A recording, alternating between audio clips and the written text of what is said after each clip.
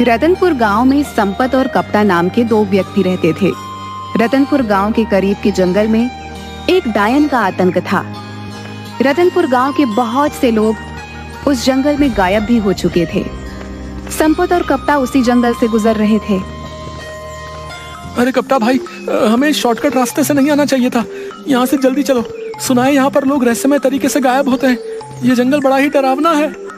अरे मेरा चेला होकर तू बुज़दिलों जैसी बातें कर रहा है। अरे कपटा भाई, पिछले ही महीने सुखिया चाचा का बेटा इसी जंगल से लापता हो गया था, जिसका सुराग आज तक नहीं मिला। तुम तो वैसे भी 9 महीने शहर में बिताते हो और 3 महीने गांव में बिताते हो। तुम्हें क्या पता गांव में क्या चल रहा है? अबे तुम गांव के गवार क्या जानो शहर की आमदनी के बारे में? हैं? तुम तो बस सारा दिन मुंह उठाए गांव में फिरते रहते हो। कितनी बार बोला है तुझे चेला कि मेरे साथ शहर आ जा, लेकिन तू ये गवारों वाली जिंदगी छोड़ना ही नहीं चाहता। तभी संपत की नजर एक पॉलीथीन पर पड़ी जिसे गुरु पकड़े हुए था। ये हाथ में क्या पकड़े हो कपटा भैया? जरा हमें भी दिखाओ क्या है इस पॉलीथीन में। अरे कुछ नहीं संपत, मेरी पत्नी ने शहर से कुछ डायपर के पैकेट मंगवाए थे, बस वही है। डायपर के पैकेट? लेकिन जहाँ तक मैं जानता हूँ तुम्हारे घर में तो कोई बच्चा है ही नहीं। अबे पगला हो गया क्या? मुन्ना को भूल गया क्या? मुन्ना?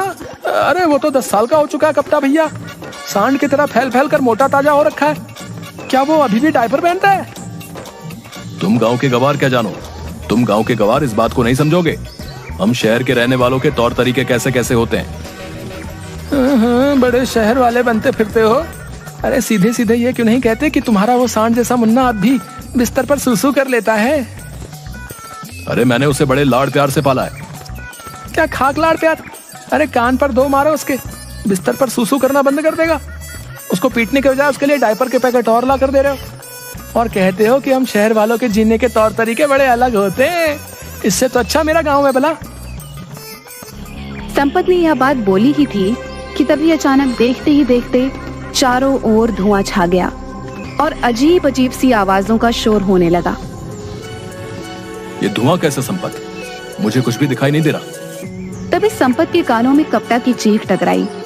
चीख सुनकर संपत बुरी तरह से डर गया और बेहद फुर्ती से वहां से भागने लगा। कुछ ही देर में संपत भागता हुआ गांव पहुंच गया और चिल्लाते हुए सबसे बोला, अरे गांव वालों, कहाँ मर गए तुम सबके सब? निकम्मो, तुम सबके सब जल्दी से मेरे साथ चलो, कपटा भाई लापता हो गए हैं। संपत की बात सुनकर गांव का मुखिया गुस्से से बोला, क्या बात है संपत? क्या कुत्ते की तरह इतनी देर से भौंके जा रहा है? लगता है तू आज भी शराब पीकर आया है। कितनी बार कहा है तुझसे कि ज्यादा मत पिया कर, लिवर खराब हो जाएगा। अबे मर जाएगा किसी दिन। जल्दी चलो मुखिया जी, गजब हो गया। मैं कपटा भाई को बस स्टैंड लेने गया था और लौटते हुए हम उसी जंगल से गुजर रहे थे जिस जंगल में वो डायन रहती है। अचानक चारों ओर धुआं धुआं छा गया और कपटा भाई की चीख मेरे कानों में टकराई। मैं बड़ी मुश्किल से अपनी जान बचाकर भागा हूँ। तू दोस्त के नाम पर कलंक है हीरू। अपने जिगरी दोस्त को, जिसे तू अपना गुरु मानता है, उसे अकेला छोड़कर भाग आया और हम सब गांव वालों को निकम्मा बोल रहा है। अरे तो क्या करता? मैं भी उस डायन का शिकार हो जाता। हाँ, अगर मैं तेरी जगह होता, मैं अपने दोस्त का साथ कभी नहीं छोड़ता, भले ही मुझे उसके लिए अपनी जान ही क्यों नहीं देनी पड़ती। बस करो मुखिया जी, अब मेरा मुंह मत खुलवाओ। सब जानता हूँ मैं। पिछली बार जब रतन चाचा का बेटा उस डायन का शिकार बना था, तब आप ही उसके साथ थे। मुझे सब पता है, लेकिन आपसे कोई सवाल नहीं कर सकता क्योंकि आप इस गांव के मुखिया जो ठहरे। संपत ने यह बात बोली ही थी कि कपटा हांफता हुआ वहां पर आ गया और गुस्से से संपत से बोला, अबे साले, जब तेरे जैसे दोस्त मेरे पास हो तो फिर मुझे दुश्मनों की क्या जरूरत है? मुझे अकेला छोड़कर भाग आया तू। अरे कपटा भाई, तुम सही सलामत वापस आ गए। मैं तो समझा कि तुम्हें डायन ने पकड़कर मार दिया। मैंने अपने कानों से तुम्हारी चीख जो सुनी थी। हाँ, मुझे उस डायन ने पकड़ लिया था, मगर जैसे ही उस डायन ने मुझे पकड़ा, मैंने एक जोरदार मुक्का उसके मुंह पर मार दिया और वहां से भाग आया। मैं उस डायन से लड़कर आ रहा हूँ और तू डर कर भाग गया। बड़े बहादुर बने फिरते हो कपटा भाई। अगर इतनी ही बहादुरी थी तो फिर चीखे क्यों? अबे अगर कोई अचानक से पीछे से पकड़ लेगा तो चौंक कर तो हलक से चीख ही निकलेगी ना। अब तुम दोनों लड़ना बंद करो। गांव में न जाने कितने लोग उस जंगल से लापता हो गए। हमें इस समस्या का समाधान जल्द से जल्द करना होगा। कपटा, तुम ही पहले ऐसे व्यक्ति हो जो उस डायन के चंगुल से सही सलामत आ गए हो। इसका मतलब तुम में उसका सामना करने की हिम्मत है। तुम ही हमें उस डायन से छुटकारा दिला सकते हो। मेरा दिमाग खराब हो गया क्या? अगर मैं जिंदा बचकर आ गया तो आपको क्या लगता है तुम्हारे पानी पर चढ़ाने से मैं क्या चढ़ जाऊंगा? मैं तुम्हारे झांसे में नहीं आने वाला। जाओ जाकर कोई और बकरा ढूंढो। इतना कहकर कप्ता वहाँ से चला गया। मुखिया संपत की ओर देखने लगा। दिमाग खराब हो गया क्या मुखिया जी? मैं तो खुद ही बड़ी मुश्किल से जान बचा कर आया हूँ। तुम गाँव के मुखिया हो, गाँव वालों ने तुम्हें चुना है, तो तुम क्यों नहीं उस डायन से सामना करने के लिए जाते? अबे अगर मैं इस गांव का मुखिया हूँ तो क्या मैं अपनी जान गवा दूं? मुखिया ने इतना बोला ही था कि तभी एक बेहद बूढ़ा व्यक्ति जिसकी उम्र करीब 100 साल के आसपास थी, लाठी पकड़े हुए लड़खड़ाता हुआ वहाँ पर आ गया और कपकपाती आवाज में मुखिया की ओर देखकर बोला, चिंता मत कर, मैंने टेलीफोन के जरिए एक बहुत पहुँचे हुए साधु को उस डायन के बारे में बता दिया है। आज रात वो आने वाला है। देखना वो साधु अपनी शक्ति से उस डायन को जलाकर राख कर देंगे। हाँ। अचानक वो बूढ़ा खांसने लगा। उसके हाथ से लाठी छूट गई और वह गिर गया। उसे गिरता देख मुखिया गुस्से में संपत की ओर देखकर बोला, अबे देखता क्या, उठा इसको। ये झुमरी के परदादा भी ना, जब इनसे चला नहीं जाता तो फिर ये घर से बाहर निकल कैसे आते हैं? तभी अपने परदादा को ढूंढते हुए झुमरी वहाँ पर आ गई। ये तुम्हारे ही परदादा है ना? इन्हें घर के अंदर बंद करके रखा करो। झुमरी ने संपत से बोला, हर बार इन्हें घर पर बंद करके बाहर जाती हूँ, पर पता नहीं कैसे दरवाजा खोल लेते हैं। सैकड़ों बार गिर चुके हैं, मगर मजाल है कि इनकी पसली में जरा से भी कोई मामूली फ्रैक्चर हुआ हो। पता नहीं क्या खाया होगा इन्होंने जवानी में। झुमरी अपने परदादा को लेकर वहाँ से चली जाती है। रात का समय था। एक साधु रतनपुर गांव के उसी जंगल से शॉर्टकट रास्ते से निडर होकर चला जा रहा था कि तभी अचानक देखते ही देखते काला धुआं उठने लगा। मगर साधु निडर होकर वहां पर खड़ा रहा। कुछ देर बाद धुआं छट गया। साधु के सामने एक बेहद भयानक चेहरे वाली डायन खड़ी हो गई। क्या तुझे पता नहीं, यहाँ जो भी आता है जिंदा बच के नहीं जाता। हाँ जानता हूँ, न जाने कितने लोगों की जान ली है तूने, लेकिन अब तेरा अंतिम समय आ गया है डायन, क्योंकि मैं तुझे अपने मंत्रों की शक्ति से भस्म कर दूंगा। कोशिश करके देख ले। इतना बोलते ही साधु मंत्र पढ़कर उसके ऊपर फूंकने लगा। मगर साधु के मंत्रों का असर उस डायन पर हुआ ही नहीं। ओम क्लीम चामुंडाय नमः, ओम क्लीम चामुंडाय नमः। ये कैसे हो सकता है? इस पर तो मेरे मंत्रों का असर ही नहीं हो रहा। डायन हंसने लगी। साधु बुरी तरह से डर गया। वो डर कर रतनपुर गांव की ओर भागा और बेहोश हो गया। अगले दिन साधु की जब आंख खुली तो उसे गांव का मुखिया और सारे लोग साधु को घेरे हुए बैठे थे। कहीं तुम वही साधु तो नहीं जो डायन से हमें मुक्ति दिलाने आए थे? हाँ, मैं वही साधु हूँ। लेकिन तुम तो यहाँ बेहोश पड़े हुए हो। क्या तुमने डायन को खत्म कर दिया? वो डायन उम्मीद से ज्यादा ताकतवर निकली। मेरे मंत्रों का उस पर कुछ भी असर नहीं हुआ। यह क्यों नहीं कहता कि तू एक पाखंडी साधु है? तुम मेरा अपमान कर रहे हो। अरे जाओ बाबा, डायन के सामने जब भाग रहे थे तब अपमान नहीं हुआ था? तुम्हें कैसे पता कि डायन के सामने मैं भाग रहा था? तुम्हारी शक्ल बता रही है। तभी एक पागल वहां आकर गुस्से से बड़बड़ाने लगा। तुम सब डरपोक हो। आज रात मैं उस डायन का खात्मा कर दूंगा। अरे अब ये पागल फिर से यहाँ पर आ गया, भगाओ इसे। अबे पागल कौन है तू? पिछले कुछ दिनों से तूने हम सबको जीना आराम कर रखा है। आज तुझे बताना ही पड़ेगा कि तू कहां से आया है। पागल हो गया क्या?